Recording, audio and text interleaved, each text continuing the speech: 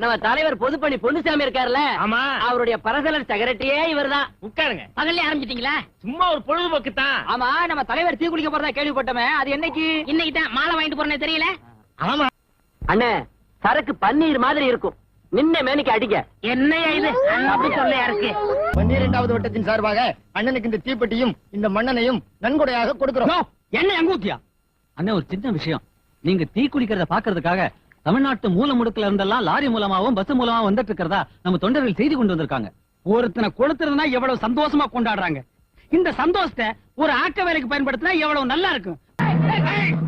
யாரு கிட்ட வராதீங்க, வந்தீங்கன்னா பிளேட் போட்டுருவேன். நீங்க தப்பா புரிஞ்சுட்டீங்க. நான் சொன்னது டீ குடிக்க போறேன்னு தான். டீ குளிக்க போறேன்னு சொல்லல. இல்ல, டீ குளிக்க போறேன்னு சொன்னேன். வேணாமா, இதெல்லாம் தப்பு. நான் சொன்னது டீ. இல்ல மாட்டி. இல்ல பாட்டி. பேசாத மண்ணனை ஊத்து. டீடா.